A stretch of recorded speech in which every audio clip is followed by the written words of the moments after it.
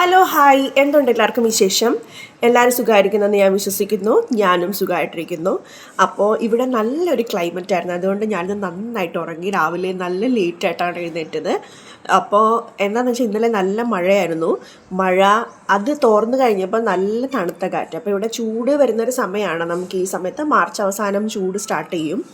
അപ്പോൾ ചൂടിൻ്റെ സമയം കൊണ്ട് ചൂട് വരുന്നതെന്നുള്ള ഒരു മുന്നറിയിപ്പാണ് നമുക്ക് ഈ മഴ വരുന്നത്. അതുകൊണ്ട് ഇന്ന് രാവിലെ നല്ല ക്ലൈമറ്റ് ആയതുകൊണ്ട് നന്നായിട്ട് ഉറങ്ങി, നല്ല ലേറ്റായിട്ട് എഴുന്നേറ്റു. അപ്പോൾ ഇന്ന് ഞാനൊരു ക്രിസ്ത്യാനി കുട്ടിയാണ്. അപ്പം നമ്മുടെ ഔസേപ്പിതാവിൻ്റെ ഒരു തിരുനാളാണ്.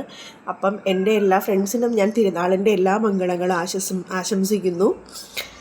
എല്ലാവരും സുഖമായിരിക്കുന്നെന്ന് ഞാൻ വിശ്വസിക്കുന്നു. അപ്പം നിങ്ങളുടെ പുതിയ പുതിയ വിശേഷങ്ങളായിട്ട് നിങ്ങളെല്ലാവരും വരിക.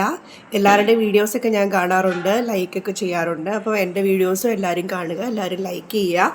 അപ്പോൾ എനിക്കിന്ന് ഈവനിങ് ഡ്യൂട്ടി ഉണ്ട്, ഡ്യൂട്ടിക്ക് പോകണം. നമുക്കിവിടെ പള്ളിയിലെ ടൈം എനിക്ക് അറിയത്തില്ലാത്തതുകൊണ്ട് ഇന്ന് പള്ളിയിൽ പോയില്ല.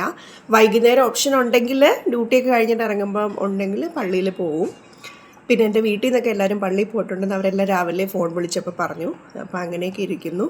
ബ്രേക്ക്ഫാസ്റ്റ് ഓൾറെഡി ഇന്ന് മടി പിടിച്ചുകൊണ്ട് ബ്രെഡും ബട്ടറും ചായയും കൂടി കഴിച്ച് അവസാനിപ്പിച്ചു.